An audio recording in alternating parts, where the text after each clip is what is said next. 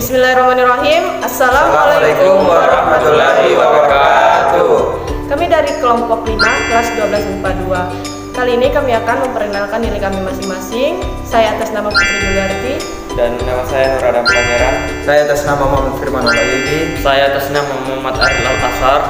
Dan pada kali ini kami akan menjelaskan mengenai bagaimana membangun sikap selektif dalam menghadapi berbagai pengaruh kemajuan iptek. Baik, yang pertama, iptek merupakan singkatan dari kata ilmu pengetahuan dan teknologi yang membahas mengenai beberapa pengetahuan mengenai perkembangan teknologi. Beberapa contoh dari perkembangan teknologi pada zaman sekarang ini, yaitu yang pertama yang sering kita gunakan adalah adanya transaksi online, adanya belanja online, dan juga belajar online. Apa itu sikap selektif dan sikap tanggung jawab?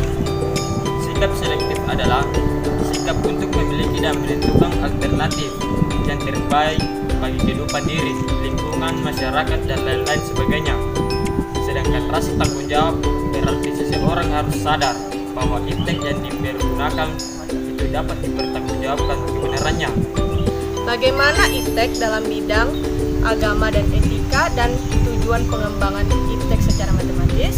Yang pertama, pada segi agama tujuannya untuk membantu manusia dalam mendekatkan diri kepada Tuhannya. Contohnya, kita bisa menggunakan aplikasi Al-Quran untuk membaca Al-Quran saat kita berpergian.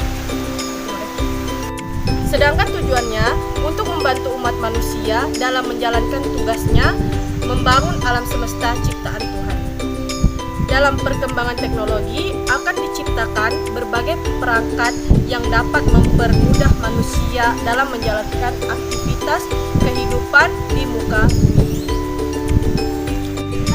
Indonesia sebagai bangsa yang besar harus mempunyai sikap yang tegas terhadap kemajuan iptek. Apa saja itu? Yang pertama, menolak dengan tegas semua pengaruh kemajuan iptek dalam semua aspek kehidupan. 2. Menerima sepenuhnya pengaruh tersebut tanpa disaring terlebih dahulu.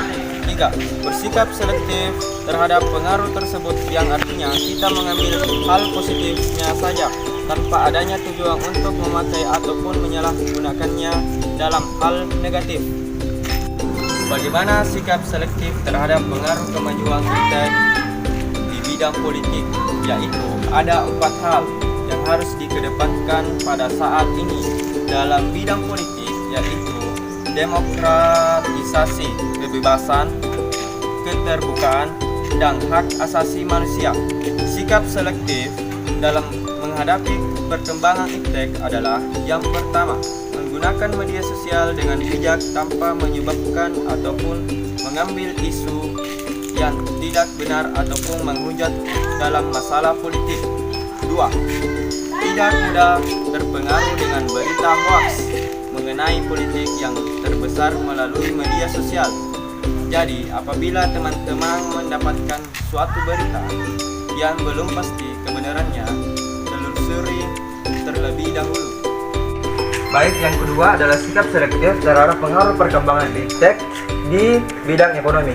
Sebelum lanjut, teman-teman perlu mengetahui bahwa lembaga-lembaga di dunia ini seperti IMF atau International Monetary Fund dan Bank Dunia serta WTO atau World Trade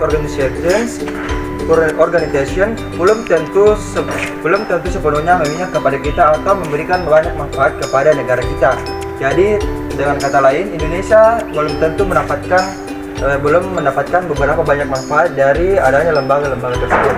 Maka kita harus menyiapkan sikap selektif terhadap hal tersebut. Yang pertama adalah tidak terlalu bergantung pada lembaga-lembaga seperti WTO, IMF, dan Bank Dunia, karena negara-negara berkembang saat ini seperti kita hanya mendapatkan sedikit manfaat.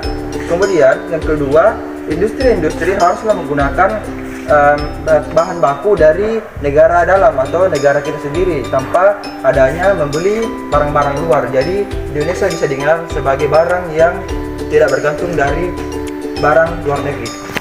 Yang ketiga atau yang terakhir dalam sikap selektif terhadap pengaruh kemajuan iptek di bidang sosial budaya. Dalam bidang sosial budaya, kemajuan iptek telah membawa pengaruh dalam perilaku yang ditampilkan oleh setiap masyarakat.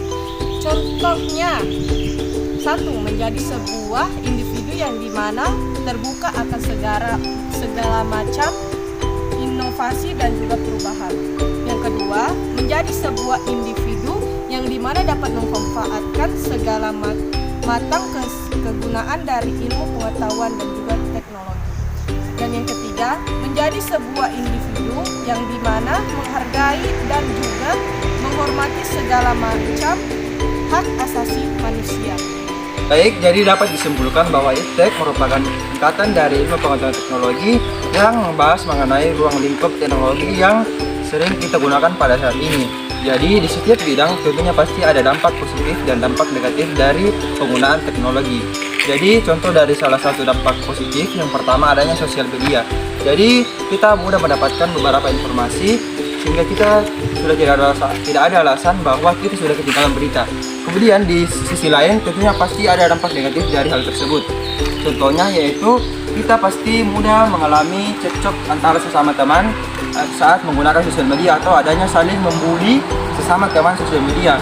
Jadi teman-teman perlu menjauhi hal tersebut dengan cara menjaga sikap tata krama saat menggunakan sosial media. Kemudian contoh yang kedua adalah menghindari adanya penggunaan berita-berita palsu atau hoax, dan kita tidak boleh mempercayai hal tersebut dengan cara kita mengambil hal positifnya saja dengan cara kita harus mencari kebenarannya tersebut.